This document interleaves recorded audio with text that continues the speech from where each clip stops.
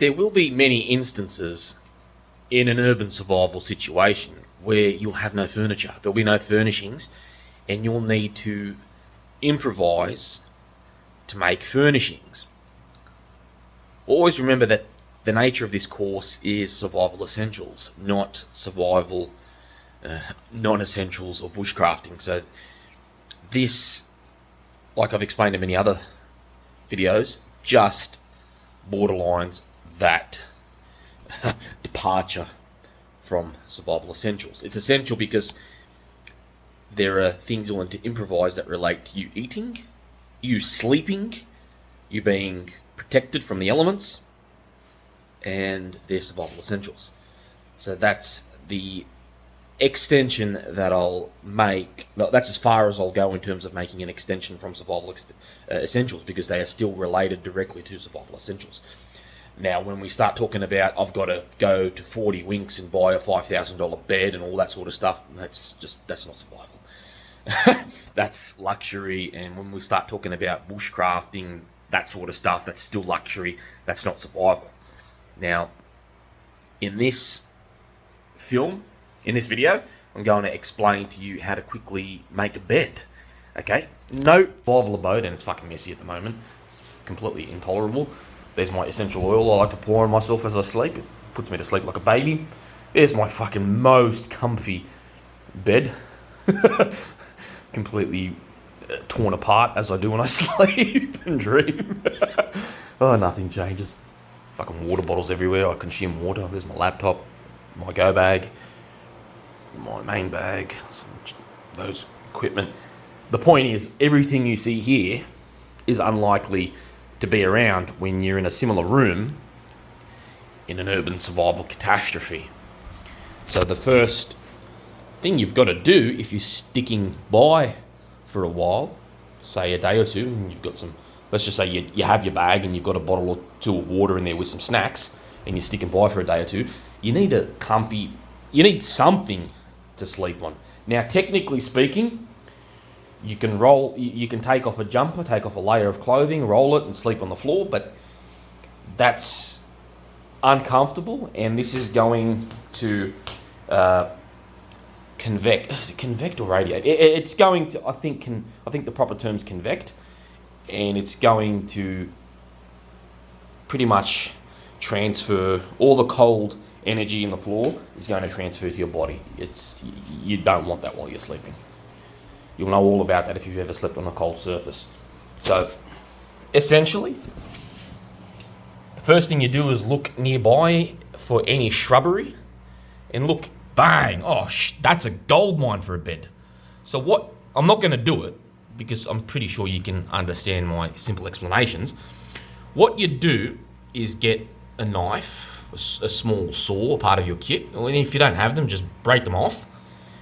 And once you've piled them, desirably you want to sort of tie them together with some type of vine or anything you can, so they stay together. You want to lay them on the floor. Well, there would be no bed here, so we're imagining that there's no bed. Would lay them in the figure of a bed and get them about everything that thick once you've laid on it. So you want it to pile up. Now, here's the thing. This works best when you've got a sleeping bag, a large one, like this, or some sort of blanket laying around. Now, look, in most urban settings, you're going to find jumpers, blankets, bits and pieces. You may not find the quilts you're after or the beds, but nothing in an urban environment is going to be completely a complete blank canvas. Even in houses like that, you usually find a microwave laying around or some sort of utility. But you should find a blanket. So in this case, I'm going to use my sleeping bag as an example. All I would do is lay this gigantic sleeping bag over all that. So I'm not rubbing against trees and shrub. That turns into a very comfy bed. It does. And you're no longer convecting to the floor, and you've got a comfy surface. And then you're just going to have to sleep without a blanket or a sleeping bag, unless you can find another blanket laying around, as I explained, which you can put over that and then use your sleeping bag as your normal sleeping bag, or as a quilt, which I like to do, use it as. I don't like to wrap up in it. I like to open the whole sleeping bag and use it as a quilt. And then for a pillow, you can roll up a spare jumper you have in your pack. You can roll up anything. You can roll anything and lay on it. It's that simple. So you don't need blow up in an emergency, in an urban survival situation. You don't have to have blow up beds, the works. Desirably, you'll have a nice sleeping bag in your kit. Believe it or not, there's a sleeping bag in there right now. It's a big sleeping bag, and I fit everything else in that bag. So you have your sleeping bag in your kit, some spare clothing, and that's enough in an urban survival situation to devise a bed.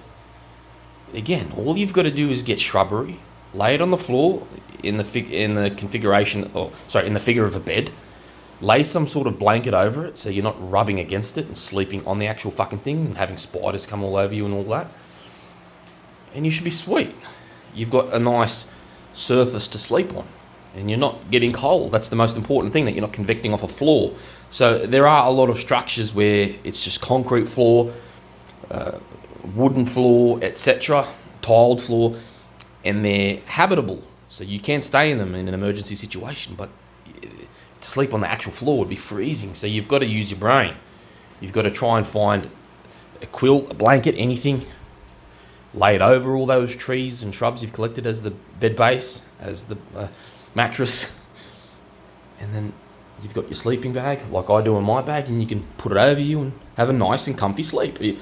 Believe it or not, some people experience the best sleep in their life in that, because it's just fresh, it's nice and soft, and you don't want to choose the hard, woody parts of the shrubs. You just want to get all the soft parts, and you should be fine. And as I said, you should try and twine it together, twine it all together, or not all of it, but twine parts of it together so you can lay it where it's not messy and it stays put.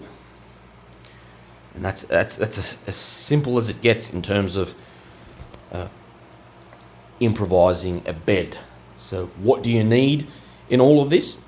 You actually need nothing. So having a sleeping bag is a bonus. So you don't need anything to do that. So in a batshit crazy situation where you've got nothing and there's nothing around, all you've got to do is locate shrubs and a blanket, and you've saved yourself. And hopefully you can find something as a blanket or quilt to put over you while you're sleeping, as well as roll something to make a pillow. But that part's an extra. So having the sleeping bag and extra clothes, you should have anyway. So if you have that on you and you find everything you need, you're fucking beautiful. That's how easy it is to improvise a bed. So don't look at this as if this is the survival essential or standard, this blow-up bed. This is just excellent. This is simply luxury for homeless survival. And I've got a few of these because some of them easily get cuts and all sorts of shit in them. So I've had to get a few replacements, unfortunately.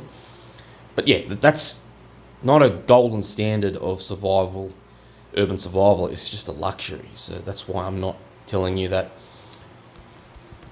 carrying these blow-up beds is an essential. If you can manage to fit it in your pack and you're strong enough to walk around with it, it certainly helps. It will give you a very comfy sleep, but it's not the golden standard.